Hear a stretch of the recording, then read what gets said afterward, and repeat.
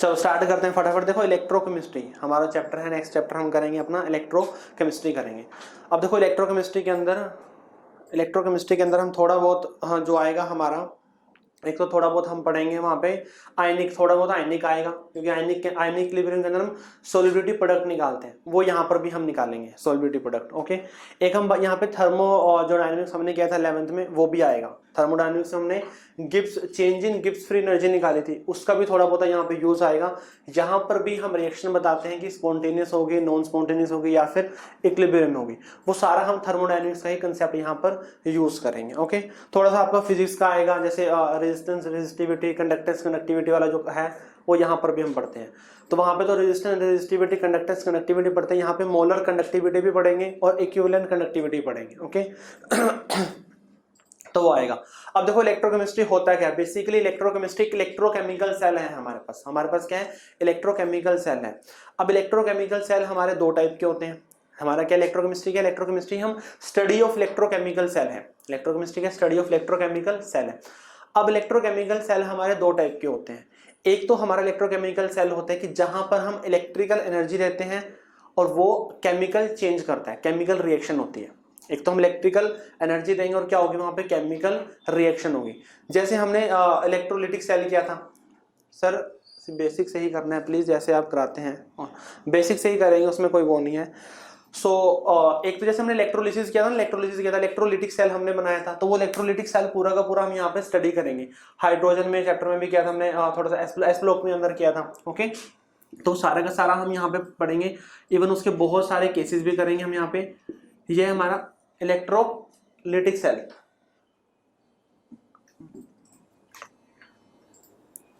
ये है हमारा इलेक्ट्रोलिटिक सेल। ओके, पॉजिटिव है यहाँ पे, नेगेटिव है। तो इलेक्ट्रोलिटिक सेल के अंदर क्या, इलेक्ट्रोलिटिक सेल के अंदर हम इलेक्ट्रिकल एनर्जी दे रहे हैं, यहाँ से इलेक्ट्रिकल एनर्जी दे रहे हैं और यहाँ पे क्या हो रही है, केमिकल रिएक्शन हो रही है। हम इलेक्ट्रिकल एनर्जी प्रोवाइड करा रहे हैं और यहाँ पे क्या हो रही है, केमिकल रिएक्शन हो रही है। तो जो हमारा इलेक्ट्रोलिटिक सेल है, इलेक्ट्रोलिटिक सेल क्या कर रहे हैं, इलेक्ट्रोलिटिक सेल कर रहे हैं जो हमारी इलेक्ट्रिकल एनर्जी है,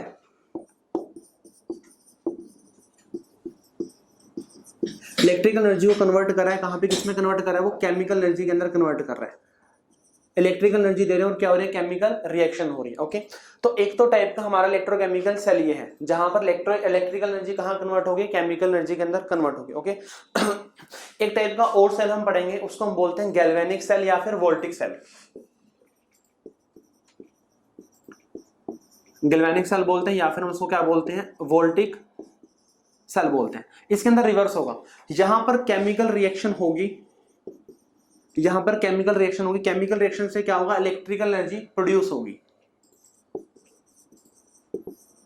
इलेक्ट्रिकल एनर्जी क्या होगी वहां से प्रोड्यूस होगी। ओके, यहां पे केमिकल रिएक्शन होगी, अपने आप होगी, और उससे क्या होगा, इलेक्ट्रिकल एनर्जी प्रोड्यूस होगी। दोनों ही ये हमारे इलेक्ट्रो केमिकल सेल के अंदर आ जाते हैं। इलेक्ट्रोकेमिकल सेल को अपन दो पार्ट में करते हैं, एक तो गैल्वेनिक या फिर वोल्टिक सेल, और एक आएगा इलेक्ट्रोलिटिक सेल।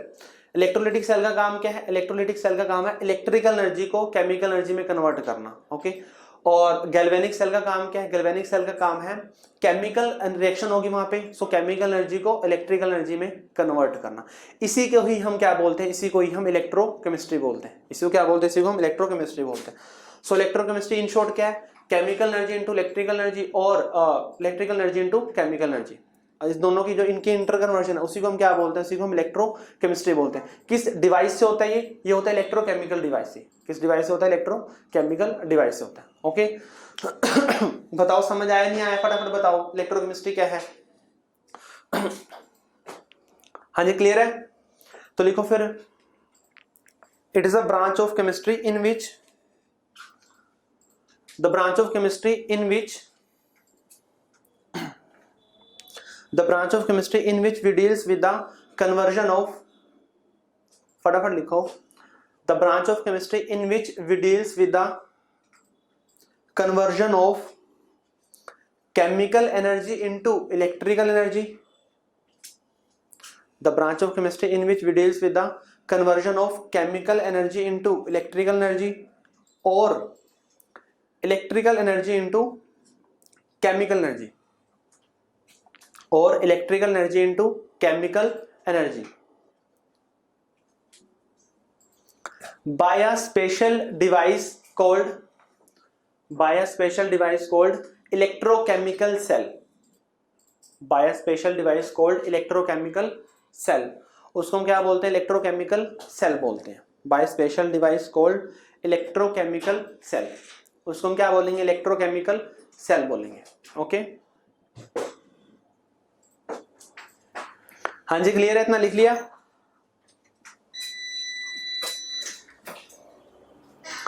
तो उसके अंदर रिएक्शन तो देखो होगी, रिएक्शन तो यहां पर रिएक्शन अपने आप होगी, यहाँ पर रिएक्शन अपने आप होगी तो उससे इलेक्ट्रिकल एनर्जी प्रोड्यूस होगी।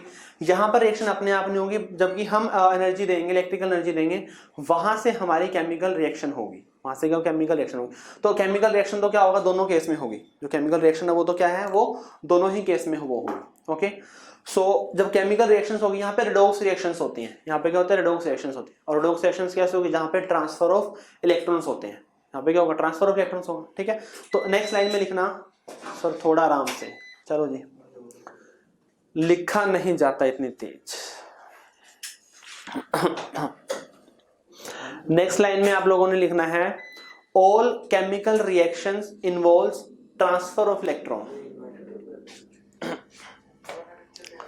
All chemical reactions involve transfer of electron, सारी की सारी जो केमिकल रिएक्शंस है उनके अंदर क्या होंगे, ट्रांसफर ऑफ इलेक्ट्रॉन होगा, क्योंकि सारी रेडॉक्स रिएक्शंस ही होती हैं। तो कोई भी अगर ट्रांसफर मतलब किसी का एक का ऑक्सीडेशन होगा, दूसरे का क्या होगा, रिडक्शन होगा। ओके तो उसके अंदर हम रेडॉक्स रिएक्शन, थोड़ा सा इसके अंदर रेडॉक्स का कंसेप्ट भी आएगा। इवन रेडॉक्स के अंदर जो सेल है, आपके 11th की जो एनसीईआरटी है उसके अंदर लास्ट में आपको सेल गिवन है, वहां पे हमने लास्ट ईयर हमने जो सेल है वो नहीं किए थे, तो इसके अंदर सारे के सारे जो सेल हैं वो क्या हो जाएंगे, सारे आपके कवर हो जाएंगे। ओके वहां पे कम है, यहाँ पे हम बिल्कुल डिटेल में जब पढ़ेंगे तो यहाँ पे हम ज्यादा अच्छे से उसको करेंगे। ओके तो थोड़ा बहुत रेडॉक्स का यूज होगा, आयनिक का यूज होगा, और इन्हीं का कुछ बहुत ही नए कंसेप्ट यहाँ पे हम सीखेंगे। ओके चलो, तो हमने अभी देखा, लिख लिया ना सबने, ये फटाफट बताओ। चलो, तो हमने अभी देखा कि हम पढ़ेंगे इलेक्ट्रोकेमिकल सेल,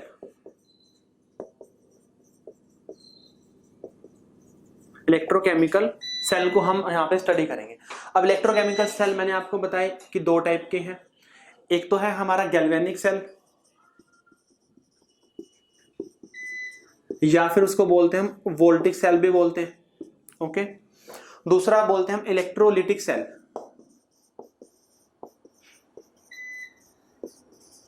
दूसरा क्या है हमारा, दूसरा है हमारा इलेक्ट्रोलिटिक सेल है। ओके अब देखो इसके अंदर जो हमारा गैल्वेनिक सेल है, गैल्वेनिक सेल के अंदर हम क्या कर रहे हैं, गैल्वेनिक सेल में देखो ये हमारा गैल्वेनिक सेल है, यहाँ पे केमिकल एनर्जी कहाँ जा रही है, इलेक्ट्रिकल एनर्जी में जा रही है। यहाँ पे जो केमिकल है हमारा,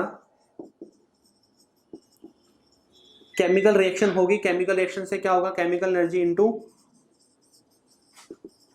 इलेक्ट्रिकल एनर्जी, केमिकल रिएक्शन होगी, वहां से क्या होगा, इलेक्ट्रिकल एनर्जी प्रोड्यूस होगी वहां पे। ओके इलेक्ट्रोलिटिक सेल में जैसे इसका अपोजिट हो रहा है, क्या हो रहा है यहाँ पे,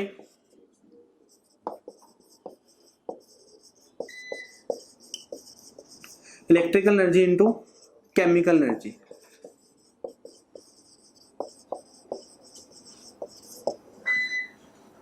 electrical energy into chemical energy होगा, नहीं दिख रहा है यहाँ से,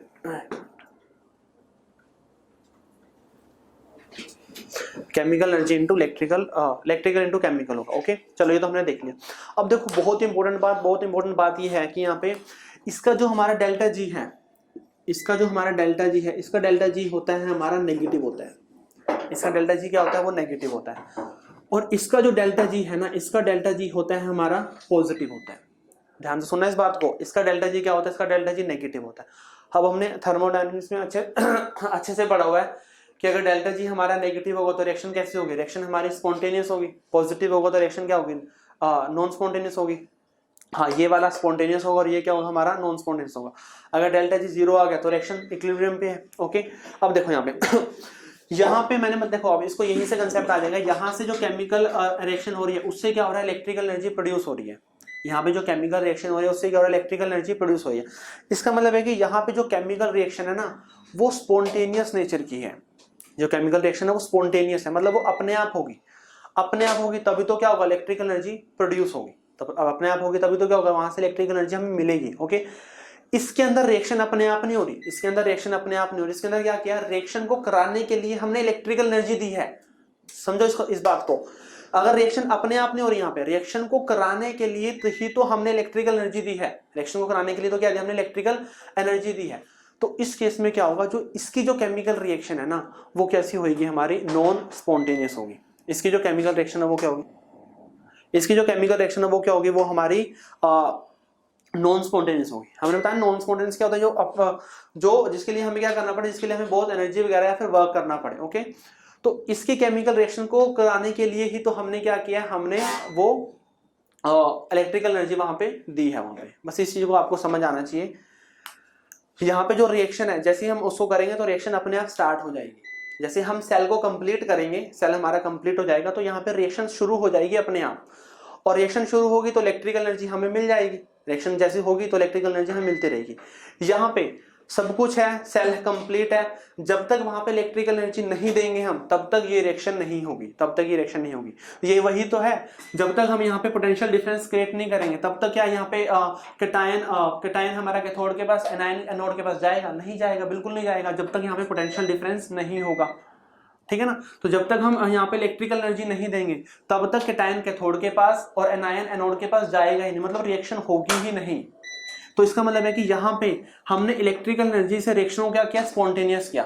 इलेक्ट्रिकल एनर्जी से क्या किया, रिएक्शन को स्पॉन्टेनियस किया। और यहाँ पे सेल जैसे कंप्लीट हुआ, सेल कंप्लीट होने से क्या हुआ, रिएक्शन होगी, रिएक्शन होगा तो हमें इलेक्ट्रिकल एनर्जी मिल गई है। ये बात समझ आई नहीं आई, बहुत इंपॉर्टेंट बात है ये, मैं फटाफट बताऊं। मेरे को एग्जाम के अंदर एमसीक्यू के अंदर लास्ट ईयर में भी क्वेश्चन आया हुआ, प्रीवियस ईयर में, डेल्टा जी नेगेटिव पॉजिटिव आराम से पूछ लेता है, वो बिल्कुल सही है। लिखना चाहो तो यहाँ पे लिख सकते हो। इसकी जो केमिकल रिएक्शन है ना, इसकी जो केमिकल रिएक्शन है वो कैसी है, वो हमारी स्पॉन्टेनियस है। इसकी जो केमिकल रिएक्शन है वो क्या है, वो हमारी स्पॉन्टेनियस है। ओके, इसकी जो केमिकल रिएक्शन है वो कैसी है, वो हमारी नॉन स्पॉन्टेनियस है। इलेक्ट्रिकल एनर्जी देके ही हमने इसको क्या किया, इसको हमने स्पॉन्टेनियस, मतलब इसको फेवरेबल कंडीशन में लेके आए, इसको हमने स्पॉन्टेनियस बनाया है। ओके, मतलब तब ये रिएक्शन हुई है प्रोसीड इलेक्ट्रिकल एनर्जी देने से। हाँ जी, फटाफट बताओ ये चीज समझ आई है, ये नहीं आई है।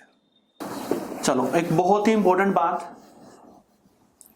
पहले ही बता देता हूँ इसके अंदर, क्योंकि बाद में हर जगह कंफ्यूज हो गए, और ये शायद मैंने आपको 11th में भी बताया था।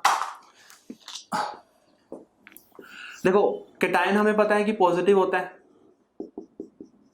और एनायन हमें पता है कि एनायन क्या होता है, नेगेटिव होता है, और ये हमेशा होते हैं, इनमें कोई भी कभी भी चेंजेस नहीं आएंगे, ये हमेशा होते हैं, ऑलवेज। शायद मैंने ये लिखवाया भी होगा आपको 11th में, मैंने साथ में बोला होगा कि साइड में बक्सा बनाओ, फिर बक्सा बना के लिखो कि जो कैटायन और एनायन है पॉजिटिव नेगेटिव हमेशा होंगे, इसमें कभी भी चेंजेस नहीं आएंगे। और मैंने वहां पे बोला था, हाँ, इस ब्लॉक में, कि कैथोड और एनोड, कैथोड और एनोड लिखो, बट नॉट ऑलवेज, मतलब हमेशा नहीं होंगे, हमेशा नहीं होंगे। मैंने कहा था इलेक्ट्रोकेमिस्ट्री में अपन करेंगे और वहां पे मैं बताऊंगा आपको। ओके, अभी रीजन तो नहीं दे रहा क्यों नहीं हो रहे, क्योंकि रीजन तो तभी दूंगा जब मैं दोनों सेल करा दूंगा। अभी बता रहा हूं कि किसमें क्या होगा और किसमें क्या नहीं होगा। ओके, चलो देखो एक बार, यही है कि यहाँ पे हमारा इलेक्ट्रोलिटिक है, इसी को आगे कंटिन्यू करना, और यहाँ पे हमारा गैल्वेनिक है, यहाँ पे हमारा गैल्वेनिक। ओके, चलो देखो, इलेक्ट्रोलिटिक सेल तो हमने एस ब्लॉक में भी किया हुआ है, इलेक्ट्रोलिटिक सेल तो हमने एस ब्लॉक में भी किया हुआ था। वहां पे हमने क्या पढ़ा था, वहां पे हमने पढ़ा था कि जहां पे हमारा कैटायन जाएगा वो क्या होगा, कैथोड होगा। जहां पे हमारा कैटायन जाएगा वो क्या होगा, वो हमारा कैथोड होगा। जहां पे एनायन जाएगा वो क्या होगा, वो हमारा एनोड होगा। कैटायन जहां पे जाएगा कैथोड, एनायन जहां पे जाएगा वो क्या होगा, वो हमारा एनोड होगा। ओके, कैटायन पॉजिटिव चार्ज है, पॉजिटिव चार्ज कहां जाएगा, नेगेटिव के पास जाएगा। पॉजिटिव चार्ज कहां जाएगा, नेगेटिव के पास जाएगा। सो दैट मींस यहाँ पे जो हमारा कैथोड है, इलेक्ट्रोलिटिक सेल तो किया था ना हमने वहां पे, तो कैथोड क्या होगा, कैथोड हमारा नेगेटिव होगा, जहां पे क्या जाएगा, जहां पे हमारा कैटायन जाएगा। दैट मींस वहां पे जो एनोड है, एनोड क्या होगा, एनोड हमारा पॉजिटिव होगा, जहां पे हमारा क्या जाएगा, एनायन जाएगा। इतना क्लियर है नहीं क्लियर, फटाफट बताओ पहले। ये तो अपन ने पहले किया ही हुआ है, यही चीज तो मैंने आपको पहले कराई हुई है। इतना क्लियर है या नहीं क्लियर है, बताया था ना, कैटायन जहां पर जाएगा वो क्या होगा, कैथोड होगा। तो कैटायन कहां जाएगा, पॉजिटिव चार्ज कहां जाएगा, नेगेटिव के पास। और एनायन, एनायन मतलब नेगेटिव चार्ज, नेगेटिव चार्ज कहां जाएगा, पॉजिटिव के पास, ये होगा। ओके, इसका जस्ट बिल्कुल अपोजिट कर दो, यहां पे हमारा कैथोड पॉजिटिव होता है और एनोड क्या होता है, एनोड हमारा नेगेटिव होता है, बिल्कुल जस्ट इसका अपोजिट होता है, इलेक्ट्रोलाइटिक सेल का अपोजिट होता है इसके अंदर। तो कैथोड इसके ऊपर कोई चार्ज याद नहीं रखना, कैथोड पे नोड पे, वो डिपेंड करेगा कि हम कौन से सेल को स्टडी कर रहे हैं, हम कौन से सेल को क्या कर रहे हैं, उसको स्टडी कर रहे हैं। कैटायन एनायन क्या होंगे, हमेशा फिक्स होंगे। कैथोड एनोड को आपने कभी याद नहीं करना, याद रखना है तो याद इस तरीके से रखना है, आपने इलेक्ट्रोलाइटिक सेल को याद रखना है, इलेक्ट्रोलाइटिक सेल को, इलेक्ट्रोलाइटिक आपने इसके बताने हैं, इसके बताने के लिए भी आपने इलेक्ट्रोलाइटिक के ही लिखने हैं। इलेक्ट्रोलाइटिक जो इलेक्ट्रोलाइटिक के होंगे उससे अपोजिट क्या होंगे, गैल्वेनिक के होंगे। जो इलेक्ट्रोलाइटिक के होंगे उससे अपोजिट क्या होंगे, गैल्वेनिक के होंगे। और इलेक्ट्रोलाइटिक को कैसे याद रखोगे, इलेक्ट्रोलाइटिक को याद रखोगे, कैटायन कहाँ जाएगा, कैथोड के पास, तो कैथोड नेगेटिव। एनायन कहाँ जाएगा, एनोड के पास, तो एनोड पॉजिटिव होगा हमारा। उसी का जस्ट अपोजिट कर दोगे तो क्या बन जाएगा, गैल्वेनिक बन जाएगा। उसी का जस्ट अपोजिट कर दोगे तो क्या बन जाएगा, गैल्वेनिक बन जाएगा। हाँ जी बताओ, इतना क्लियर है या नहीं क्लियर, फटाफट बताओ, इतना क्लियर है या नहीं क्लियर? हाँ जी क्लियर है, चलो।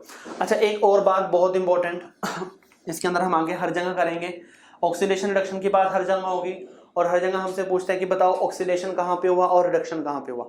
तो सबसे पहले ही वही कर लेते हैं, मैं बता देता हूँ आपको। आपने दो ही टर्म याद रखनी है, ये हमेशा लगेगा, ये भी हमेशा होगा। आपने एक तो याद रखना है रेड कैट, और एक आपने याद रखना है एनओक्स, ये भी हमेशा होंगे।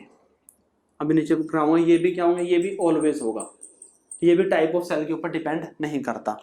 रेड कैट एनोक्स आपने ये याद रखना है, ओके। और भी तरीका है, और भी बता दूंगा मैं आपको।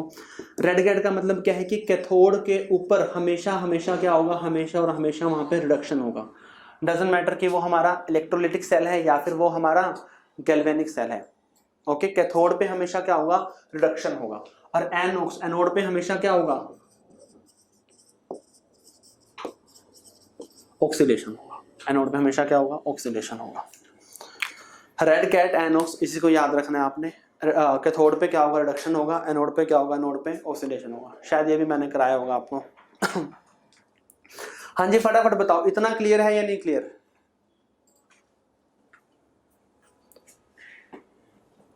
हाँ जी क्लियर है इतना? चलो एक हम इलेक्ट्रोड पढ़ते हैं। इलेक्ट्रोड हमें पता है, इसमें आगे इसके ऊपर बहुत इंपॉर्टेंट क्वेश्चन बन जाता है। हमें पता है कि जो हमारे इलेक्ट्रोड होते हैं वो हमारे दो टाइप के होते हैं। इलेक्ट्रोड होता है ना, जैसे जो भी मैंने लगाया सेल के अंदर,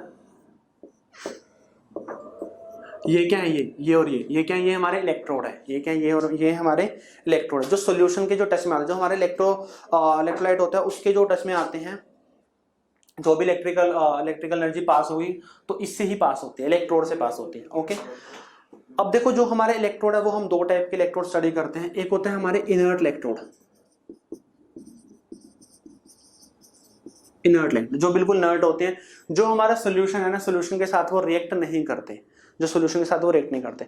कहीं पे अगर इनर्ट इलेक्ट्रोड लिखा है तो मतलब वहां पे इलेक्ट्रोड की वजह से कुछ भी नहीं होने वाला, ओके। ज्यादातर मोस्टली केस में हम प्लेटिनम यूज करते हैं इनर्ट इलेक्ट्रोड में, और ग्रेफाइट यूज करते हैं।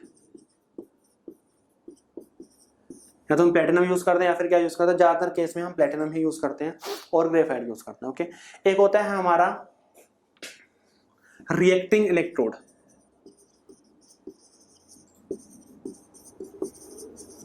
एक क्या होता है, एक होता है हमारा रिएक्टिंग इलेक्ट्रोड, ओके। अब रिएक्टिंग इलेक्ट्रोड क्या होगा, ये रिएक्ट करेगा, ये सॉल्यूशन के साथ रिएक्ट करेगा।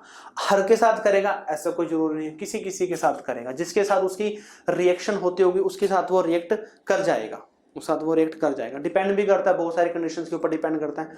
बट माइंड में हमेशा रखना है कि दो तरह के इलेक्ट्रोड होते हैं, इनर्ट इलेक्ट्रोड और रिएक्टिंग इलेक्ट्रोड। जैसे मैं कैल्म इलेक्ट्रोड आगे कराऊंगा, मैं मरकरी का इलेक्ट्रोड होता है, कैल्म इलेक्ट्रोड बोलते हैं, Hg मरकरी का इलेक्ट्रोड है।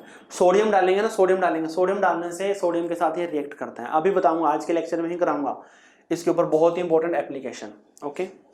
और अगर किसी बच्चे ने ऑल इंडिया टेस्ट सीरीज का सेकंड टेस्ट दिया होगा तो उसके ऊपर इसके ऊपर क्वेश्चन भी आया हुआ है, मरकरी इलेक्ट्रोड पे दिया किसी बच्चे ने पेपर सेकंड वाला टेस्ट 2, तो मरकरी के ऊपर क्वेश्चन भी आया हुआ है वहां पे। हाँ जिसने दिया होगा उन्होंने देखा होगा, मरकरी इलेक्ट्रोड के ऊपर क्वेश्चन है, वो यही क्वेश्चन है, रिएक्टिंग इलेक्ट्रोड के ऊपर ही वो क्वेश्चन है वो, ओके। बता दूंगा आज के लेक्चर में हो जाएगा वो तो, ओके। तो मतलब और भी हो सकते हैं एग्जांपल, ऐसा कुछ नहीं है, वो डिपेंड भी कर सकता है कि सोल्यूशन हमारा कैसा है, ओके। प्लेटिनम हमेशा क्या होंगे वो, ये तो हमेशा इनर्ट होंगे, ओके। तो इनकी वजह से थोड़ी सी कंडीशन क्या हो जाती है, थोड़ी सी कई बार जो हम सोचते हैं कि ये इलेक्ट्रोड के पास जाना चाहिए वो नहीं जाता, इलेक्ट्रोड के पास जाना चाहिए, सर उसके सिलेबस हमारे से मैच नहीं कर रहा। ओके कोई बात नहीं, टेस्ट सीरीज के पेपर आप बाद में भी दे सकते हो जब आपके सिलेबस हो जाएंगे। ओके चलो फटाफट एक बार नोट करो, बहुत सारे क्वेश्चंस आ रहे थे उसमें, हाँ सारे क्वेश्चंस तो होंगे ही, फटाफट इसको नोट करो और बताओ, फिर एक चीज़ और करते हैं।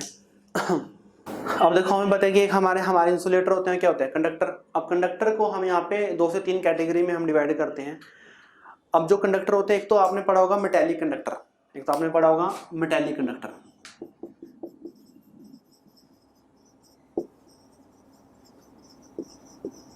टाइप्स ऑफ कंडक्टर कर लेना,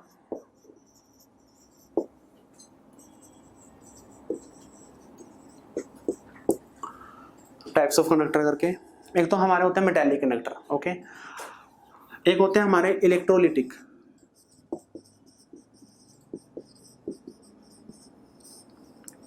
देखो हमें पता है कि ये आपने शायद पहले भी किया होगा, मेटेलिक कंडक्टर क्या होते हैं, जहां पे इलेक्ट्रॉन की वजह से क्या होगा, इलेक्ट्रिसिटी फ्लो करेगी वहां पे, जहां पे अगर इलेक्ट्रॉन मूव करेंगे, इलेक्ट्रॉन मूव करने से क्या होगा, जो वहां पे इलेक्ट्रिसिटी है वो क्या होगी, वो फ्लो करेगी। ओके और देखो इसको मेटेलिक कंडक्टर बोलते हैं, बट 100% ये बात सही नहीं है कि सारे के सारे मेटेलिक ही होंगे। अब देखो जैसे हमारा कॉपर है, कॉपर में इलेक्ट्रॉन की वजह से इलेक्ट्रिसिटी पास होती है, तो ठीक है ये हमारा मेटेलिक है, कॉपर मेटल भी है। ओके फिर जैसे हमारा सिल्वर है, गोल्ड है, हमारा आयरन है, ठीक है, ये सारे एग्जांपल इसके सही हैं, एल्यूमिनियम लगा लो, ये भी सही है इसके एग्जांपल। ओके तो ये सारे के सारे मेटेलिक कंडक्टर के एग्जांपल है। अब इसी के अंदर हम एक और स्टडी करते हैं, वो करते हैं हम ग्रेफाइट, इसी के अंदर हम एक और स्टडी करते हैं वो ग्रेफाइट। अब हमें पता है कि वैसे नॉन मेटल्स इलेक्ट्रिसिटी को कंडक्ट नहीं करते, बट ग्रेफाइट क्या, ग्रेफाइट तो वहाँ पे एक्सेप्शन पढ़ते थे वहाँ पे, क्योंकि ग्रेफाइट के पास क्या है, जिसके पास एक फ्री इलेक्ट्रॉन है, उसकी वो फ्लो करेगा, वो मूव करेगा, तो इलेक्ट्रिसिटी भी क्या होगी, फ्लो होगी वहाँ पे। ओके तो इसको मेटेलिक बोलना हर बार सही नहीं होगा, इसलिए इसको बोलते हैं हम इलेक्ट्रॉनिक कंडक्टर। इलेक्ट्रॉनिक कंडक्टर इसका सही है, इलेक्ट्रॉनिक कंडक्टर के अंदर सारे आ जाएंगे। ओके जहां पे इलेक्ट्रॉन की, बोर्ड नोट क्लियर, बोर्ड तो क्लियर है भाई, जहां पे इलेक्ट्रॉन की वजह से क्या हो रही है, इलेक्ट्रिसिटी फ्लो कर रही है, जहां पे इलेक्ट्रॉन की वजह से क्या हो रहा है, इलेक्ट्रिसिटी वहां पे फ्लो कर रही है, तो ये इसको हम इसका जो करेक्ट नाम है वो इलेक्ट्रॉनिक कंडक्टर ही हमें बोलना है। ओके और मेटेलिक में ठीक है, ये तो सारे मेटेलिक में आ जाएंगे, बट ये मेटेलिक के अंदर नहीं आएगा। ओके तो वही है कि दो तरह से इलेक्ट्रिसिटी फ्लो होती है, हमें पता है, बचपन से पता है, एक तो due to the flow of electron, electron की वजह से, और दूसरा आयंस की वजह से। दूसरा किसकी वजह से होते हैं, आयंस अगर फ्लो करेंगे तो इलेक्ट्रिसिटी क्या होगी, फ्लो होगी। अब हमें पता है कि अगर हम नॉर्मल डिस्टिल वाटर ले लें तो उसमें से इलेक्ट्रिसिटी पास नहीं होगी, इलेक्ट्रिसिटी फ्लो नहीं करेगी उसके अंदर। ओके बट वही है कि अगर हम जो हमारा डिस्टिल वाटर है उसके अंदर अगर हम थोड़ा सा एसिड डाल दें, बेस डाल दें या फिर सोल्ट डाल दें, ओके तो उस केस में क्या होगा, वहां पे हमारा सोल्यूशन बनेगा, वहां पे क्या बनेगा, हमारा सोल्यूशन बनेगा। और सोल्यूशन को ही हम इलेक्ट्रोकेमिस्ट्री के अंदर क्या बोलते हैं, इलेक्ट्रोलाइट बोलते हैं। बस इतना ही फर्क है। सोल्यूशन जो बनता है हमारा, जो इलेक्ट्रिसिटी को कंडक्ट करता है, जो सोल्यूशन इलेक्ट्रिसिटी को कंडक्ट करेगा, उसको अपन इलेक्ट्रोकेमिस्ट्री में क्या बोलते हैं, इलेक्ट्रोलिसिस बोलते हैं, इलेक्ट्रोलाइट बोलते हैं उसको। ओके अब देखो इलेक्ट्रोलाइट है, हमने डिस्टिल वाटर के अंदर एसिड डाल दिया, अब उसके अंदर आयंस आ गए, अब आयंस फ्लो करेंगे तो इलेक्ट्रिसिटी भी क्या होगी, वहां पे फ्लो होगी। आयंस फ्लो करेंगे तो क्या होगा, इलेक्ट्रिसिटी वहां पे फ्लो होगी। ओके तो जो हमारा इलेक्ट्रिक करंट है वो दो वजह से फ्लो करता है, due to the flow of electron और due to the flow of ions, ions की वजह से फ्लो करता है। ओके यहाँ तो इलेक्ट्रॉन की वजह से, अभी दोनों के बीच में डिफरेंस भी कराऊंगा मैं, और यहाँ पे आयंस की वजह से। इसके अंदर हम किसको स्टडी करेंगे, इलेक्ट्रोकेमिस्ट्री में तो ऑब्वियसली इलेक्ट्रोकेमिस्ट्री में तो हम किसको स्टडी करेंगे, इलेक्ट्रोलाइट को स्टडी करेंगे। इलेक्ट्रोकेमिस्ट्री में किसको स्टडी करेंगे, इलेक्ट्रोलाइट को हम स्टडी करेंगे। ओके समझ, इतना समझ आ रहा है ना, इसमें तो कोई डाउट नहीं है। ये तो आपने पहले भी पढ़ा हुआ है, बेसिक ही चल रहा है, सारा बेसिक ही चलेगा आज के उसमें तो। ओके तो भैया फटाफट इसके बीच में डिफरेंस डाल दो, एक तरफ लिख लो मेटेलिक कंडक्टर, दूसरी तरफ लिख लो इलेक्ट्रोलिटिक कंडक्टर। मेटेलिक इलेक्ट्रोलाइट डाल लेना, जहां पे आयंस की वजह से अगर इलेक्ट्रिसिटी पास हो। अब वही है कि अगर हम डिस्टिल वाटर लें, अब मेरे को पता डिस्टिल वाटर के अंदर 10th में भी क्वेश्चन पड़ा हुआ है, डिस्टिल वाटर के अंदर अगर हम शुगर डाल रहे हैं क्या वहां से इलेक्ट्रिसिटी फ्लो होगी, अगर हम उसके अंदर शुगर डाल रहे हैं तो नहीं होगी वहां पे। हमें पता है कि वो आयंस के अंदर आयंस में डिसोसिएट नहीं होगा। अगर आयंस में डिसोसिएट नहीं होगा तो फिर वहां पे इलेक्ट्रिसिटी भी फ्लो नहीं करे, क्योंकि वहां पे आयंस बने ही नहीं, वहां पे आयंस बने ही नहीं। ओके, हाँ जी क्लियर है। तो फटाफट मेटालिक कंडक्टर में लिखो electricity flow due to the flow of electron, या फिर electric current flow due to flow of electron. Metallic conductor में लिखो electric current flow due to flow of electron. Electrolytic में लिखो electric current flow due to flow of ions, electric current flow due to flow of ions. हाँ जी लिख लिया।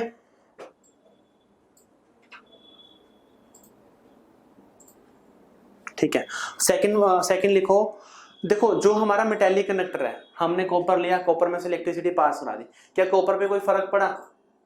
Repeat, क्या repeat करना है भाई फर्स्ट में? Due to flow of electron due to flow of ions.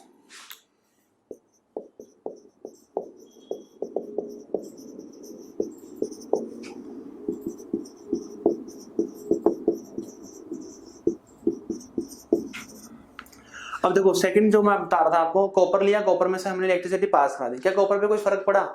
Copper का कोई चेंज हुआ उसमें? कॉपर में कोई चेंज नहीं हुआ।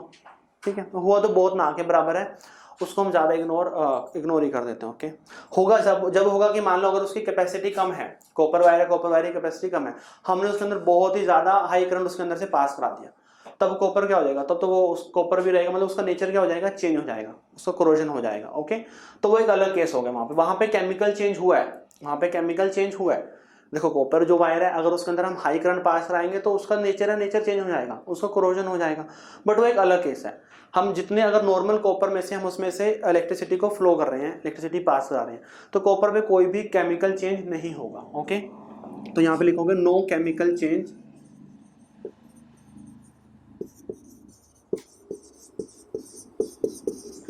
अगर यहाँ पे कोई भी केमिकल दिख नहीं रहा है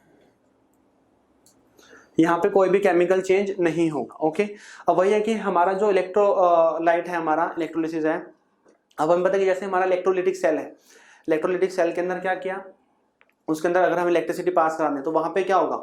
वहां पे ट्रांसफर ऑफ इलेक्ट्रॉन होंगे, वहां पे कैटायन बनेगा, एनायन बनेगा, तो वहां पे बहुत कुछ होगा और वहां पे हमारा केमिकल चेंज होगा। वहां पे क्या होगा? वहां पे हमारा केमिकल चेंज होगा। तो यहाँ पे क्या लिखोगे?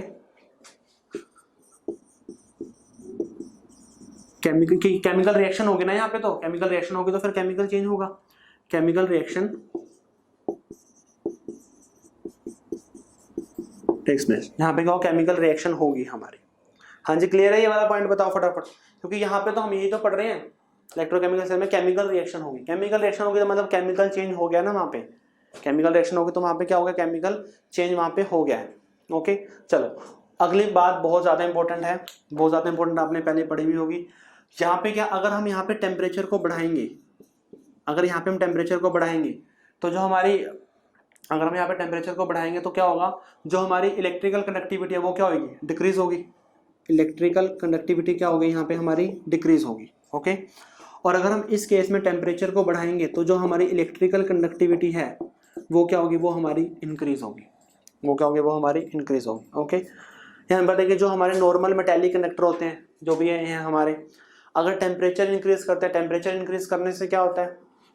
टेम्परेचर इंक्रीज, बहुत ही इंपॉर्टेंट हम यहाँ पे ना थर्मल मोशन, बस यही अगर आपने लाइन लिख दी, ड्यू टू थर्मल मोशन लिख लो बस,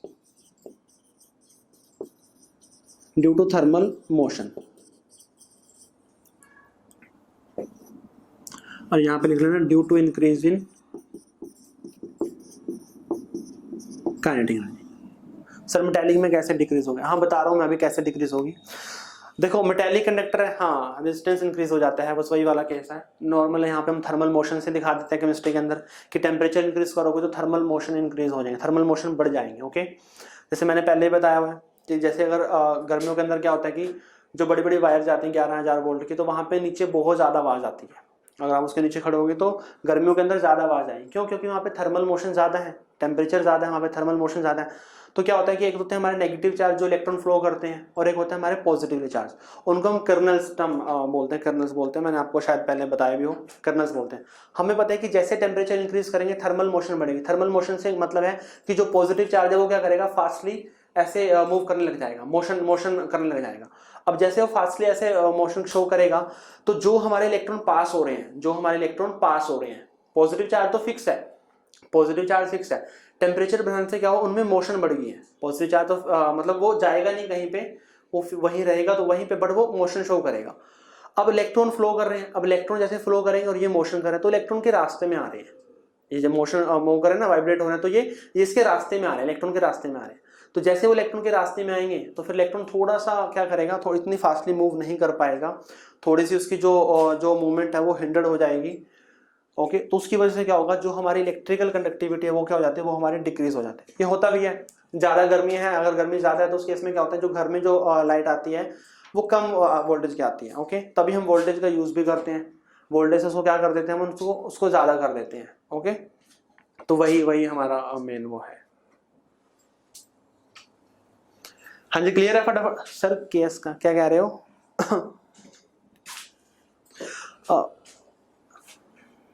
हाँ, इसकी वजह से जो होता है ना, उसी की वजह से साउंड आती है। तो उसकी वजह से जो हमारी इलेक्ट्रिकल एनर्जी है, गर्मियों के अंदर लॉस भी बहुत ज्यादा होता है, उसके अंदर जो लॉस है वो लॉस भी बहुत ज्यादा की काइनेटिक एनर्जी है ये, इसके अंदर लॉस भी बहुत ज्यादा होता है। हाँ जी, क्लियर है, ये वाला पॉइंट क्लियर है। तो ड्यू टू थर्मल मोशन ही लिखना है आपने, due to thermal motion. Okay, इसमें आपको पता ही है कि टेम्परेचर बढ़ाओगे, टेम्परेचर सेकंड में इंक्रीज, क्योंकि आयनाइजेशन आसान हो जाता है। क्या हुआ वीडियो को?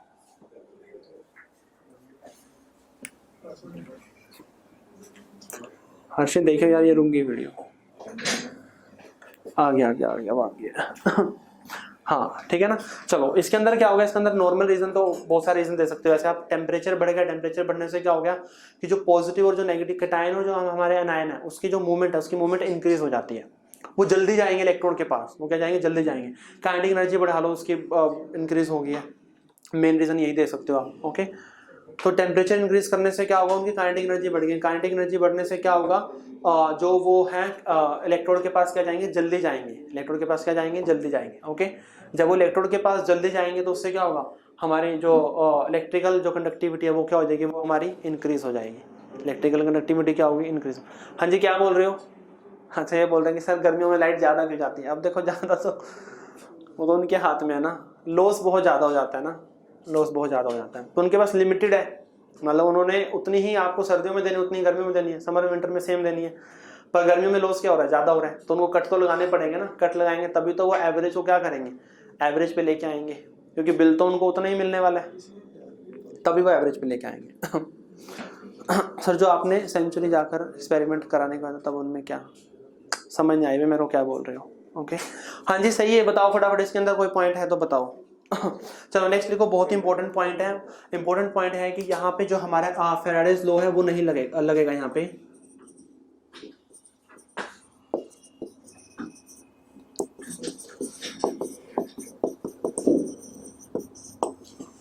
यहाँ पे ये फैराडेज लॉ को फॉलो करेंगे, जो हमारे इलेक्ट्रोलिसिस होगा, हमारा इलेक्ट्रिकल जो हमारे इलेक्ट्रोलाइट से जो हमारी कंडक्टिविटी होगी, वहां पे हमारा फैराडेज जो लॉ हम पढ़ेंगे कल नेक्स्ट क्लास में हम पढ़ेंगे उसको, Faraday's first law and Faraday's second law.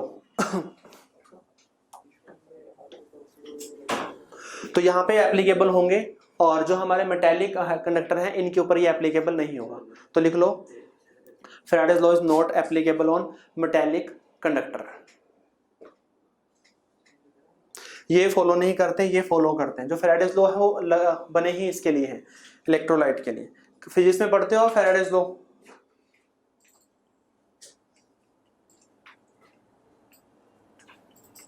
हाँ जी, फिजिक्स में पढ़ते हो? हाँ, तो फिजिक्स में आपने किए होंगे फिर Faraday's first law, Faraday's second law.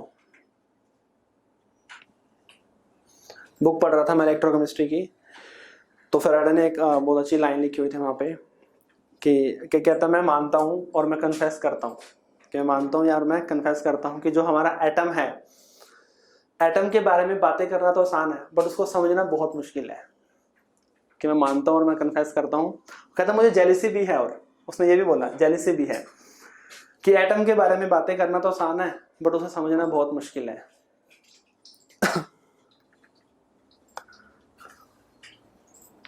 In short इसका वही मतलब हुआ, जो हमारा एटम है वही एक हमारा साइलेंट स्माइलिंग वुमेन की तरह है, जिसको आप तो समझ आ रहे हो बट आप उसको समझ नहीं पाओगे कभी भी।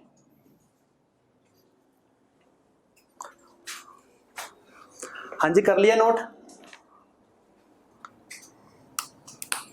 अच्छा ये लिख लेना इसके अंदर, ओम्स लॉ दोनों में लगेगा। ओम्स लॉ करेंगे वो दोनों के अंदर लगता है, वो मेटालिक कनेक्टर में भी लगता है और इलेक्ट्रोलाइटिक में भी लगता है। जो ओम्स लॉ है वो दोनों के अंदर एप्लीकेबल होता है। ठीक है जी, ओम्स लॉ हमारा दोनों के अंदर लगेगा। हाँ जी, नोट कर लिया? फटाफट बताओ। अब देखो आज हम इलेक्ट्रोलिटिक करेंगे, इलेक्ट्रोलिटिक सेल करेंगे, इलेक्ट्रोलिसिस और इलेक्ट्रोलिटिक सेल। इलेक्ट्रोलिसिस हमारा प्रोसेस होता है और इलेक्ट्रोलिटिक सेल क्या होता है, वो हमारा ऑपरेटर्स होता है। ओके, ये हमने वही एस ब्लॉक में भी किया हुआ है। थोड़ा सा एग्जांपल मैं और बताऊंगा, थोड़ी सी एक दो आपको बताऊंगा भी कहाँ पे आपने ध्यान रखना है। बता, जैसे मैंने बताया ना कि इलेक्ट्रोड चेंज होगा तो वो जो जिसको जाना चाहिए इलेक्ट्रोड के पास वो नहीं जाएगा, उसकी जगह दूसरा जाएगा। तो वो केस कराऊंगा मैं आपको, एक दो केस और कराऊंगा। ओके, वहां पे अपने सिंपल केस किए थे, NaCl का किया था, एक्वस NaCl का किया था। ओके, दो ही केस किए थे वहां पे ज्यादा।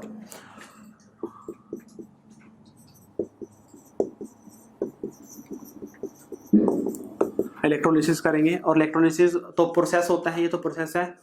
और इलेक्ट्रोलिटिक सेल ये हमारा ऑपरेटर्स है, जहां पे इलेक्ट्रोलिसिस होता है, जहां पे हमारा इलेक्ट्रोलिसिस होता है। ये आपको पता ही अच्छे से।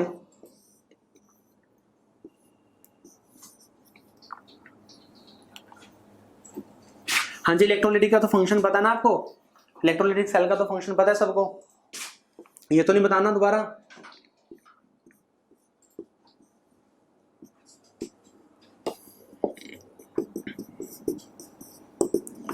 ओके, अगर ये नेगेटिव और ये क्या, ये हमारा पॉजिटिव है। अब बताओ नेगेटिव क्या होगा? नेगेटिव किसको बोलेंगे? जहां पे हमारा कैटायन जाएगा, जहां पे पॉजिटिव जाएगा, और फिर कहां पे जाएगा? ये कैथोड पे जाएगा, और ये कहां पे जाएगा? एनोड पे जाएगा। ओके, सो ये कैथोड होगा और ये क्या होगा? ये हमारा एनोड होगा।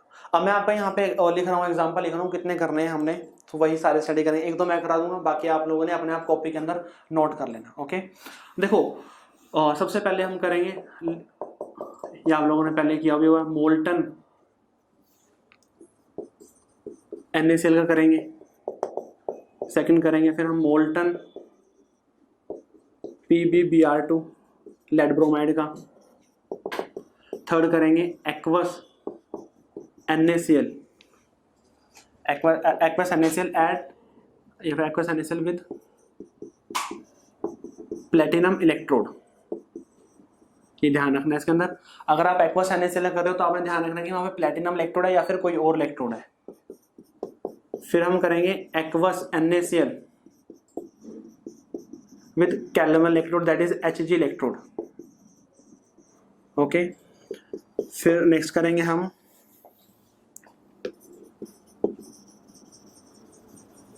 एसिडलेटेड वाटर के अंदर एसिड है, सल्फ्यूरिक एसिड ले सकते हो, सल्फ्यूरिक एसिड से ही कर लेना वैसे तो। ओके, फिर नेक्स्ट करेंगे हम कॉपर सल्फेट,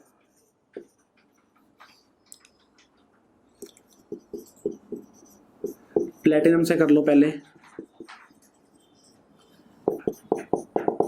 नेक्स्ट करेंगे हम copper sulphate with copper electrode, copper electrode के साथ।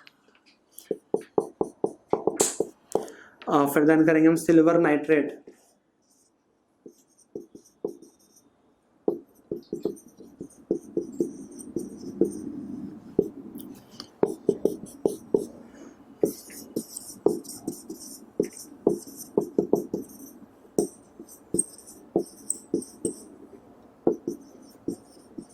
ये केस करेंगे हम सारे।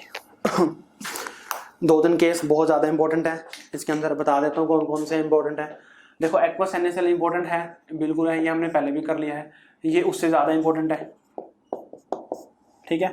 वही है कि आपको ये पता होना चाहिए, ये आप इजीली कर लोगे, और ये फिर उसका बहुत ज़्यादा इंपॉर्टेंट बन जाएगा, ऐसे ही इसका ये भी इंपॉर्टेंट बन जाएगा। ओके, फटाफट इसको नोट कर लो एक बार, थोड़ा सा बता देता हूँ आपको।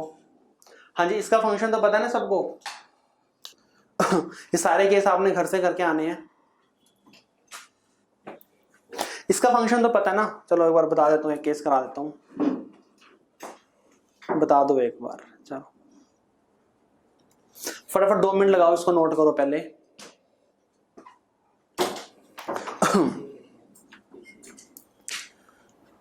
कर लिया? चलो देखो इसका केस मैं नोट करना है बुक से। क्या कह रहे हो भाई? चलो एक मैं ये एक्वस NaCl वाला करा देता हूं। कौन सा केस है ये? हमारा थर्ड है।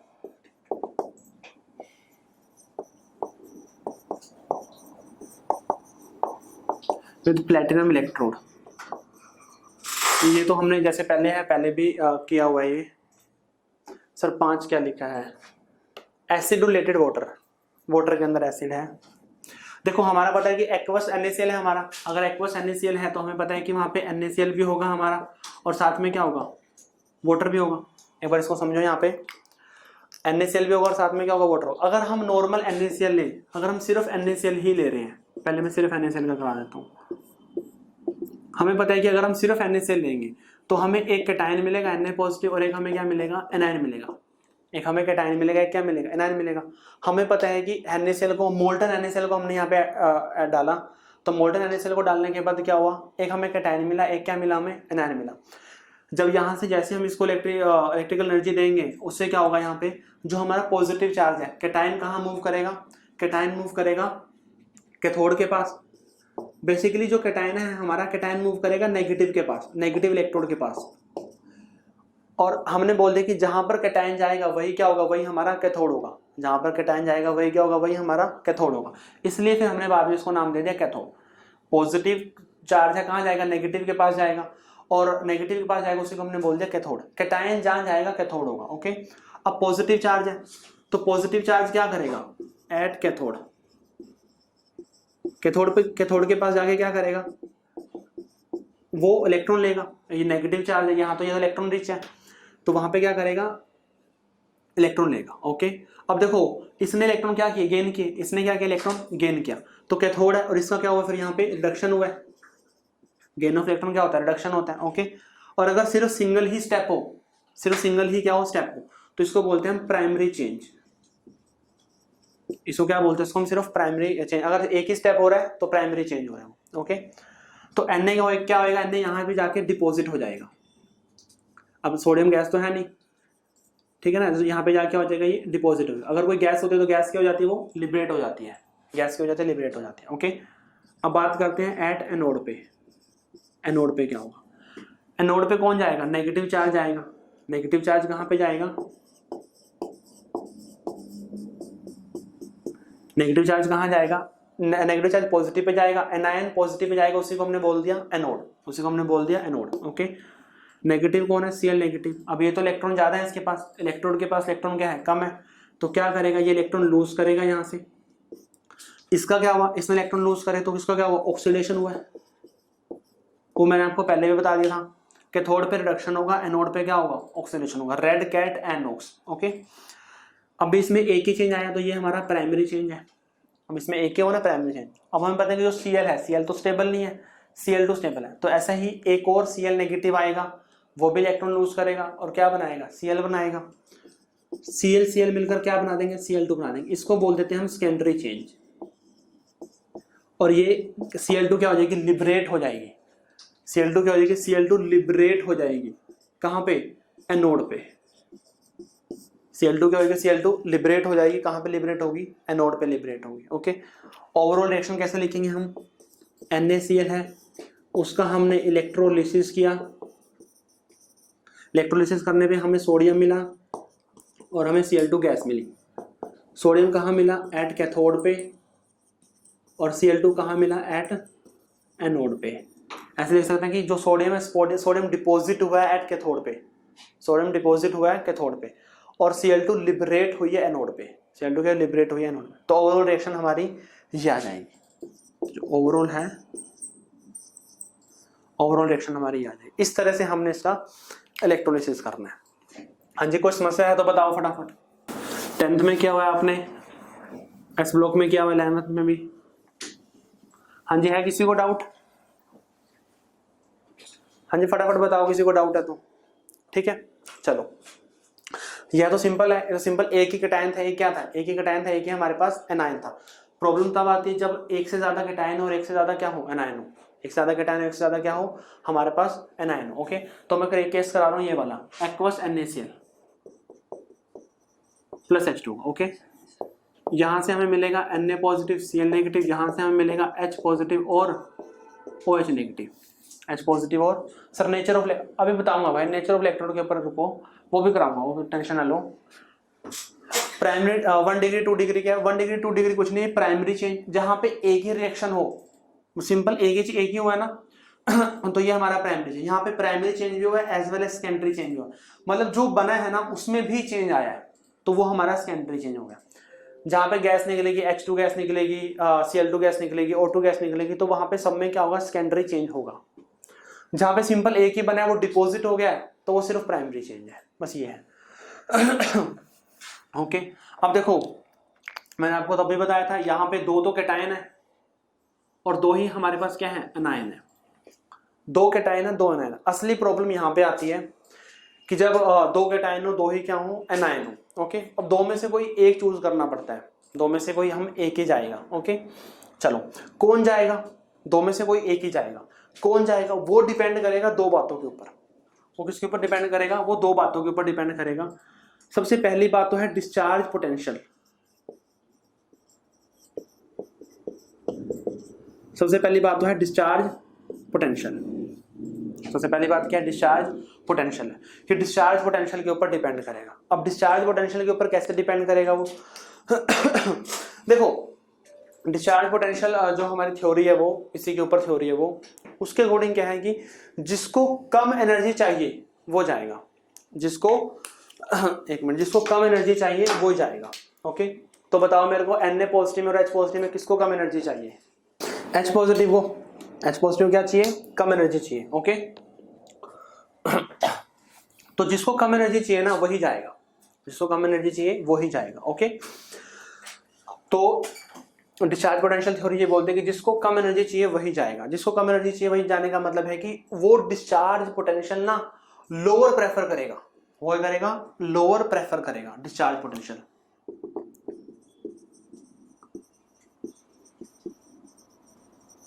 Lower discharge potential prefer, discharge potential lower prefer करेगा। ओके भाई, ऐसे ऐसे लगा सकते हो आप, यहाँ पे पोटेंशियल डिफरेंस क्रिएट हो रखा है।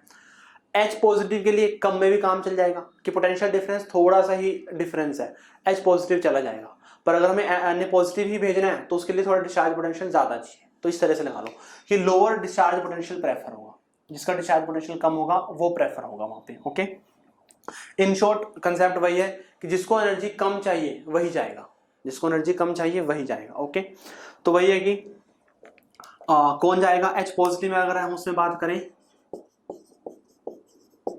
H पॉजिटिव में अगर हम Na पॉजिटिव के अंदर बात करें तो किसका डिस्चार्ज पोटेंशियल कम है, बताओ मेरे को, किसका डिस्चार्ज पोटेंशियल कम है।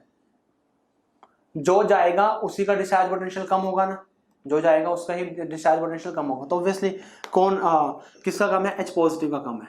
ओके, तो ऐसे लिख सकते हो आप, order of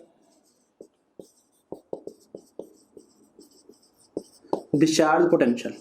order of discharge potential क्या आएगा, देखो Na पॉजिटिव का ज्यादा है और H पॉजिटिव का क्या है, H पॉजिटिव का कम है। Na पॉजिटिव का ज्यादा और H पॉजिटिव का क्या है, कम है। जिसका डिस्चार्ज पोटेंशियल कम होगा वो ही जाएगा। सर कैसे देखते हैं, ऐसे कोई देखते नहीं है, हमारे पास कुछ नहीं है। एक ऑर्डर लिखवा दूंगा तो मैं अभी, ऑर्डर को याद कर लेना, उसके अकॉर्डिंग कर लेना। ऑर्डर लिखवा दूंगा, सीरीज लिखवा दूंगा, उसके अकॉर्डिंग आपके सारे क्वेश्चन हो जाएंगे। जिसका डिस्चार्ज पोटेंशियल कम होगा वो जाएगा, तो H पॉजिटिव कम है तो फिर ये जाएगा, इसका कम है तो फिर ये जाएगा। ओके, सबसे पहला तो हमारा डिस्चार्ज पोटेंशियल है। सेकंड वो डिपेंड करता है material of electrode. Material of electrode, अब देखो ये हम बात करें H positive and Na positive at platinum electrode, ये ध्यान रखना। इसके लिए स्पेशली लिखना बहुत जरूरी है कि H पॉजिटिव और Na पॉजिटिव तो देख रहे हो, किस इलेक्ट्रोड पे देख रहे हो वो तो बताओ। वो कौन सा इलेक्ट्रोड है अपना, वो है हमारा प्लेटिनम इलेक्ट्रोड। ठीक है, अच्छा चलो, मटेरियल ऑफ इलेक्ट्रोड भी बहुत इंपॉर्टेंट रोल प्ले करता है। अगर इनर्ट है तो डिस्चार्ज पोटेंशियल लगाना है, अगर इनर्ट नहीं है, रिएक्टिंग है, तो मटेरियल ऑफ इलेक्ट्रोड के बेस पे डिसाइड होगा, वहां पे फिर डिस्चार्ज पोटेंशियल नहीं चलेगा। डिस्चार्ज पोटेंशियल जो हमने बनाया हुआ है ना, वो प्लेटिनम इलेक्ट्रोड को लेकर ही बनाया हुआ है। जो सीरीज हम करेंगे वो प्लेटिनम इलेक्ट्रोड को लेकर ही करेंगे, मतलब इनर्ट इलेक्ट्रोड के लिए ही बनाई हुई है वो। ओके, तो इनर्ट इलेक्ट्रोड होगा तो ये केस लग जाएगा, अगर रिएक्टिंग होगा तो मैं अभी बता रहा हूं, तो वही है कि अगर रिएक्टिंग है तो H पॉजिटिव और Na पॉजिटिव में की बात कर रहे हैं at mercury electrode,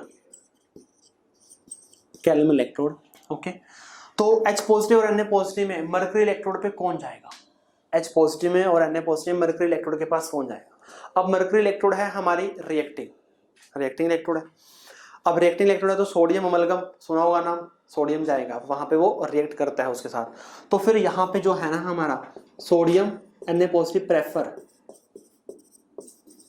over H positive, तो यहाँ पे फिर Na पॉजिटिव जाएगा, यहाँ पे क्या जाएगा, यहाँ पे फिर Na पॉजिटिव जाएगा। ओके, तो उसके अकॉर्डिंग आप कर लोगे। हाँ जी, क्लियर है, अब तो केस क्लियर हो जाएगा। मैंने आपको सेकंड और थर्ड और फोर्थ लिखवाया था मैंने आपको, aqueous NaCl with platinum electrode और aqueous NaCl with mercury electrode. Repeat कर दो सेकंड, रिपीट देखो सेकंड वाले में क्या है, अगर हमारा इनर्ट इलेक्ट्रोड है तो हम डिस्चार्ज पोटेंशियल को देखते हैं।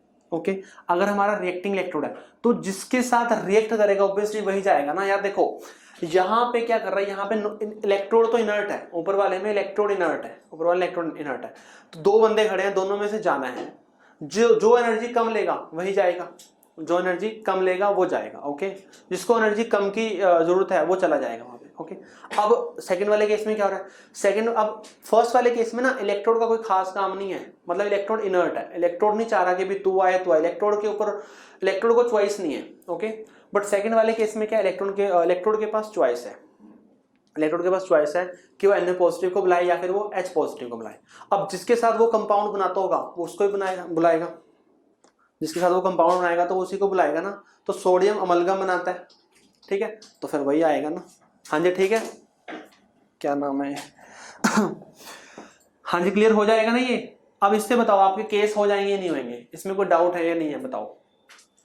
मैं फिर भी सारों के ना आपको भेज दूंगा, मैं PDF भेज दूंगा सारों के इलेक्ट्रोलिसिस के जो मैंने आपको केस कराए हैं, उसमें से आप अपने एक बार मैच कर लेना और उसमें से नोट कर लेना। ओके, क्योंकि पहले भी कराए हुए हैं तो उसमें कोई प्रॉब्लम नहीं आनी चाहिए, यहाँ पे कर लोगे ना। हाँ, ट्राई कर लेना, उसमें कोई दिक्कत नहीं होगी। चलो, यहाँ से आपके सारे केस हो जाएंगे, लास्ट के 2 केस करा देता हूँ बस मैं। क्या कह रहे हो? हाँ, PDF भेज देंगे। डिस्चार्ज पोटेंशियल का मैं ऑर्डर अभी लिखवा देता हूँ आपको। अच्छा, जैसे यहाँ पे अगर मैं बात करूँ, देखो Cl नेगेटिव में से और OH नेगेटिव में से कौन जाएगा। अच्छा, यहीं पे बात कर लेते, चलो अभी आपको यहाँ पे कंफ्यूजन हो रही है। Cl negative and OH negative, अगर हम बात करें एट प्लेटिनम इलेक्ट्रोड, बताओ कौन जाता था, याद करो। Cl नेगेटिव, ऑब्वियसली कौन जाएगा, Cl नेगेटिव जाएगा, तो Cl नेगेटिव प्रेफर, ठीक है।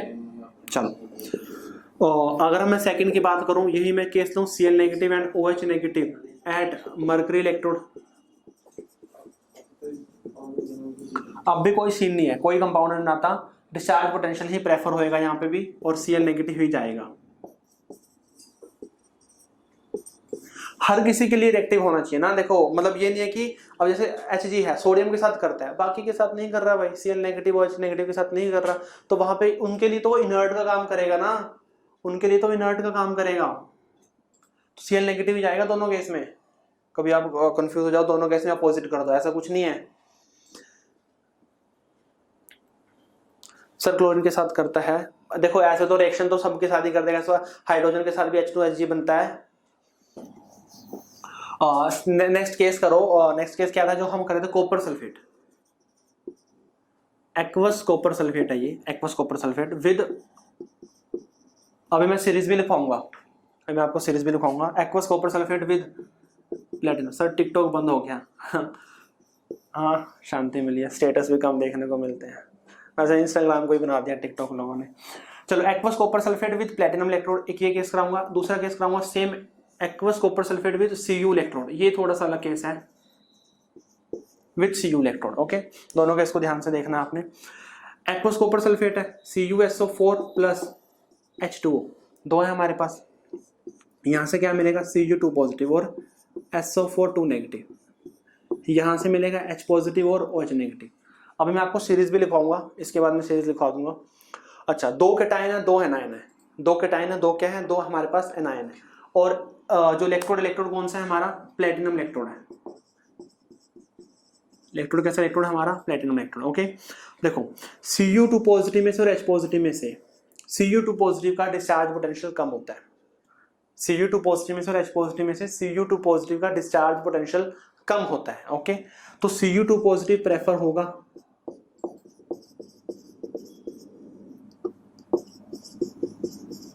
Over H positive. Cu2 positive क्या होगा, प्रेफर होगा ओवर H पॉजिटिव होगा। ओके, चलो रही बात सल्फेट में से और हाइड्रोक्साइड में से, SO4 2 नेगेटिव में से और OH नेगेटिव में से, तो यहां से किसका होगा, OH negative prefer over SO4 2 negative. OH negative prefer होगा SO4 2 नेगेटिव में जाएगा। ओके, तो Cu2 पॉजिटिव जाएगा, यहां से OH नेगेटिव जाएगा। कर लोगे इसको, कर लोगे, बचेगा क्या बीच में, H पॉजिटिव बचेगा और सल्फेट बचेगा। H पॉजिटिव बचेगा और सल्फेट बचेगा। H2SO4 बनाना चाहो तो लास्ट में बना सकते हो आप। हाँ जी, हो जाएगा। कैसी है फटाफट बताओ मेरे को।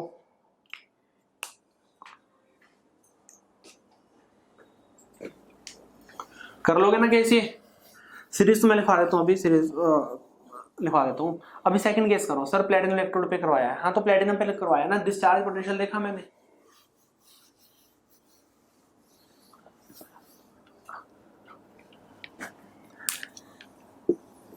सेकंड केस देखो, इसके अंदर सेकंड केस क्या है हमारा, aqueous copper sulphate with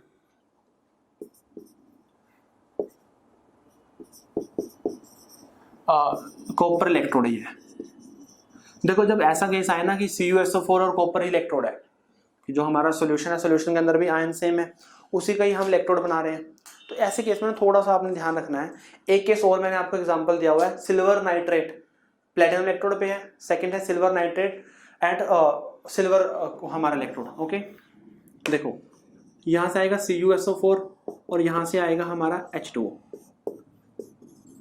Cu2 positive, SO4 2 negative, H positive और OH नेगेटिव। ओके, चलो ये मैं रिएक्शन पूरी कंप्लीट करा रहा हूं आपको। एट कैथोड, कैथोड पे क्या होगा, अभी हमने बताया कैथोड पे क्या होगा, Cu2 पॉजिटिव और H पॉजिटिव में से किसको प्रेफर करते हैं हम, Cu2 पॉजिटिव को प्रेफर करते हैं। तो यहां से और इनमें से कौन जाएगा, Cu2 पॉजिटिव जाएगा। Cu2 पॉजिटिव जाएगा, 2 इलेक्ट्रॉन गेन करेगा और Cu में कन्वर्ट हो जाएगा, और कॉपर वहां पे क्या हो जाएगा, डिपॉजिट हो जाएगा। कॉपर क्या होगा, वहां पे जाके डिपॉजिट होएगा।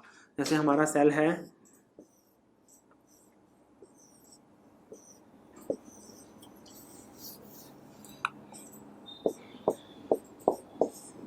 कैथोड में जाना, तो हाँ कैथोड पे यहाँ पे जाएगा, तो यहाँ पे जाके क्या हो जाएगा, ये डिपॉजिट हो जाएगा। कैथोड पे जाके यहाँ पे क्या होगा, डिपॉजिट होगा। चलो ये तो बहुत अच्छी बात है। इसका क्या होगा, कैथोड पे है तो रिडक्शन होगा, और कैसा हुआ, ये प्राइमरी चेंज हुआ है। कैथोड पे है तो रिडक्शन होगा, कैसा हुआ, प्राइमरी चेंज। हाँ जी, इसमें कोई समस्या है तो बताओ फटाफट, तो अगला केस थोड़ा सा इंपॉर्टेंट आने वाला है। इसमें कोई समस्या है तो बताओ फटाफट। चलो अगला केस देखो, एनोड पे देखो क्या होगा। देखो एनोड पे हम सोच रहे हैं कि SO4 और OH नेगेटिव में से कोई जाना चाहिए।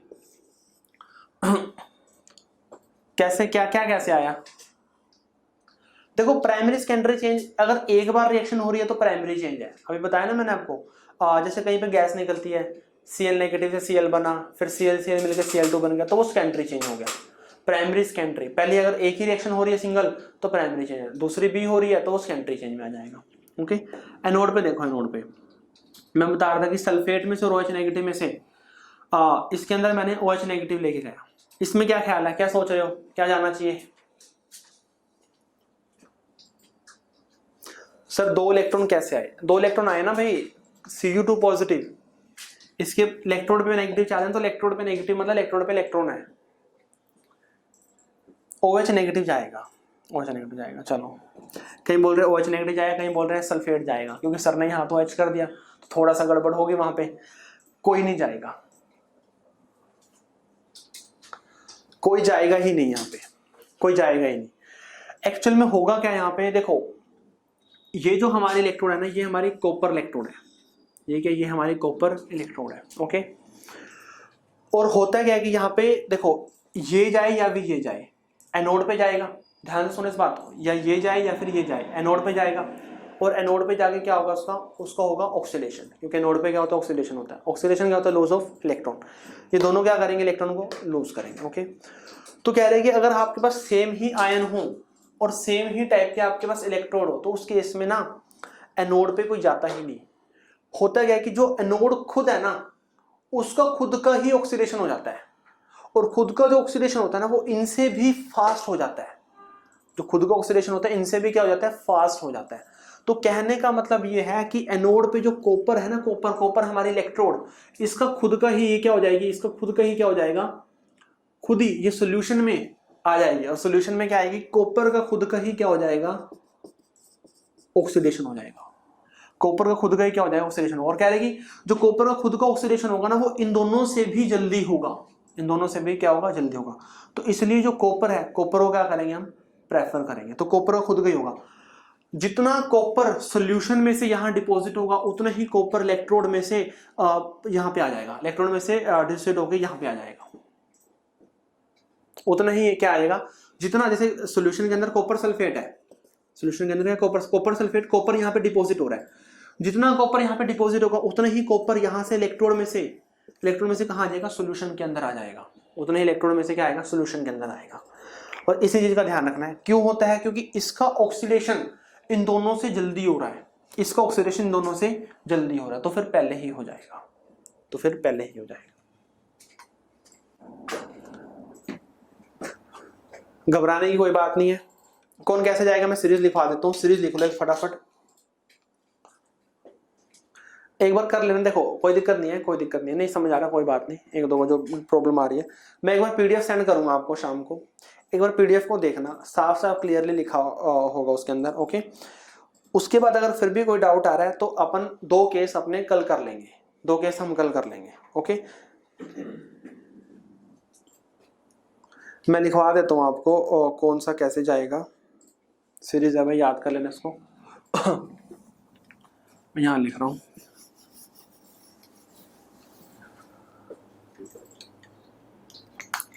एक तो एनायन की है,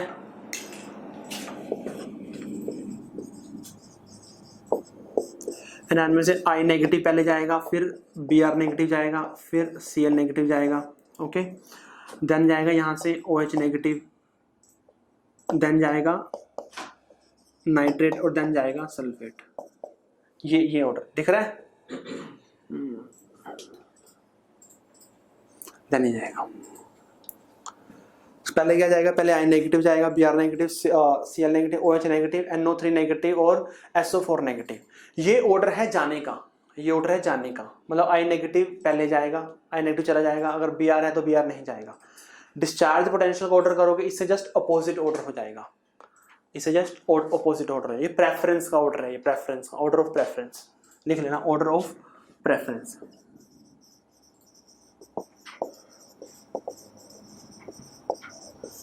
प्रेफरेंस का ऑर्डर है कैटायन का, ओके। ऐसे हम एनायन का है ये, कैटायन का करेंगे।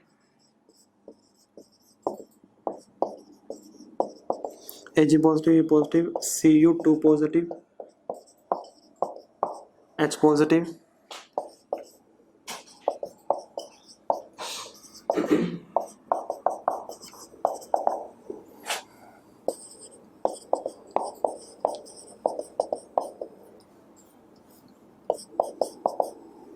ये ऑर्डर है कैटायन का। ये ऑर्डर किसका है, ये ऑर्डर कैटायन का ऑर्डर है, ओके। तो वही देखो इस ऑर्डर के अंदर प्रेफरेंस का ऑर्डर है। अभी प्रेफरेंस आई थी कि Cu2 पॉजिटिव और H पॉजिटिव में से कौन जाएगा, तो Cu2 पॉजिटिव जाएगा। ये सीरीज याद कर लो, इस सीरीज के बेस पे आपके सारे के सारे इलेक्ट्रोलिसिस क्वेश्चन हो जाएंगे। दो चीज़ों को ध्यान रखना पड़ेगा आपने, अगर वहाँ पे कोई रिएक्टिंग इलेक्ट्रोड है, या फिर दूसरा केस जो आयन है उसी की टाइप का अगर हमारे पास क्या हो, उसी का ही इलेक्ट्रोड हो। दो चीज़ों का आपने ध्यान रखना है। हाँ जी, कोई डाउट है तो बताओ फटाफट। चले फिर सर, कॉपर इलेक्ट्रोड से कॉपर वो समझ, अच्छा कॉपर इलेक्ट्रोड वाला दोबारा बता देता हूँ। देखो चलो अब थोड़ा और समझ आ जाएगा, पहले लिख देनी चाहिए थी, ज़्यादा बेटर था। ये है हमारे पास पहले वाला, ये वाला केस कर लेता हूँ, ठीक है। ये केस है हमारे पास, ज़्यादा सुन लो, अगर सुन लो किसी को। दो हमारे पास केटायन है, ये और ये दो हमारे पास केटायन है। प्रेफरेंस का ऑर्डर क्या है, देखा हमने, Cu2 पॉजिटिव जाएगा, Cu2 पॉजिटिव, तो यहाँ से Cu2 पॉजिटिव जाएगा और Cu2 पॉजिटिव जाके क्या हो जाएगा, Cu2 पॉजिटिव 2 इलेक्ट्रॉन गेन करेगा और Cu में कन्वर्ट हो जाएगा और डिपॉजिट हो जाएगा, कॉपर डिपॉजिट हो जाएगा। क्लियर है ये? ओके। इनमें से और इनमें से हमने देखा कि प्रेफरेंस किसको देनी है, OH नेगेटिव को प्रेफरेंस ज़्यादा देनी है। चलो, ये है हमारा कैथोड पे, ऐसे ही एनोड पे होगी। OH नेगेटिव इलेक्ट्रॉन लूज करेगा क्योंकि उसका क्या होगा, ऑक्सीडेशन होगा। एनोड पे क्या होता है, ऑक्सीडेशन होता है, ठीक है। जिंक के बाद क्या है, एल्यूमिनियम 3 पॉजिटिव है ना, ऐसे 4 OH आएंगे तो उससे 2 H2O बन जाएगा और 1 O2 बन जाएगा, ठीक है ना। तो यही है बच्चे, प्राइमरी चेंज सेकेंडरी चेंज में कंफ्यूज हो रहे थे। यहाँ पे कैथोड पे एक ही रिएक्शन हुई है तो प्राइमरी चेंज, यहाँ पे एक ये रिएक्शन हुई है तो ये तो हुआ प्राइमरी चेंज। मतलब पहली बार में जो चेंज हुआ है, पहली बार में जो चेंज हुआ है, ये दूसरी बार में चेंज हो गया, ये हमारा सेकेंडरी चेंज आ गया, ये हमारा सेकेंडरी चेंज आ गया। मैग्नीशियम 2 पॉजिटिव है लास्ट में वो। ये क्लियर है? बताओ, कॉपर का ये क्लियर है प्लेटिनम इलेक्ट्रोड पे? कॉपर का प्लेटिनम इलेक्ट्रोड पे क्लियर है? फटाफट बताओ, ठीक है ना। सिंपल है, जैसे करते हैं हम वैसे ही किए। ओके, चलो सेम यही सर, इलेक्ट्रोड से कॉपर वो तो सोल्यूशन में आएगा लास्ट। अब भाई करा रहा हूँ, वो भी करा रहा हूँ, सब्र करो। अब अच्छा बात करेंगे, अगर हम प्लेटिनम की जगह हमारे पास कॉपर इलेक्ट्रोड, जो मैंने सेकंड किया, Na के बाद, भाई तुझे दिख नहीं रहा है यार, K पॉजिटिव है ये। Na के बाद अगर हमारे पास क्या हो, कॉपर इलेक्ट्रोड। ओके, अब देखो कॉपर इलेक्ट्रोड हो तो इन दोनों में से तो कॉपर ही जाएगा, प्रेफरेंस डिस्चार्ज पोटेंशियल के बेस पे कॉपर चला गया, Cu2 पॉजिटिव कॉपर में, प्राइमरी चेंज होगा, हो गया। अब जब एनोड पे जाने की बात आएगी ना, जब एनोड पे जाने की बात आएगी तो इन दोनों में से कोई नहीं जाएगा, जबकि जो खुद इलेक्ट्रोड है ना, जो खुद इलेक्ट्रोड है, खुद इलेक्ट्रोड का ही क्या हो जाएगा, खुद इलेक्ट्रोड का ही ऑक्सीडेशन हो जाएगा। खुद इलेक्ट्रोड का क्या होगा, खुद इलेक्ट्रोड का ही ऑक्सीडेशन होगा। रीजन क्या है इसका, रीजन उसका ये है कि जितना इन दोनों का ऑक्सीडेशन होगा, मतलब SO4 और OH नेगेटिव का ऑक्सीडेशन होगा, उससे जल्दी ऑक्सीडेशन हो जाएगा कॉपर इलेक्ट्रोड का ही, उससे जल्दी ऑक्सीडेशन हो जाएगा कॉपर इलेक्ट्रोड का ही। तो कॉपर इलेक्ट्रोड खुद ही क्या हो जाएगा, उसका ऑक्सीडेशन हो जाएगा, और जब कॉपर इलेक्ट्रोड का खुद ही ऑक्सीडेशन होगा तो ये बन जाएगा, ये बन जाएगा। ओके, एक मिनट, अगर कॉपर इलेक्ट्रोड खुद ही ऑक्सीडेशन होगा तो ये बन जाएगा। सर ये पता कैसे है? देखो पता मैंने बता दिया ना आपको, सेम ही टाइप का हमारे पास आयन है और उसी का ही इलेक्ट्रोड है, बस पता चल गया। यहाँ से सेम ही टाइप का आयन है, उसी का ही इलेक्ट्रोड है, पता चल जाएगा कौन कहाँ जाएगा,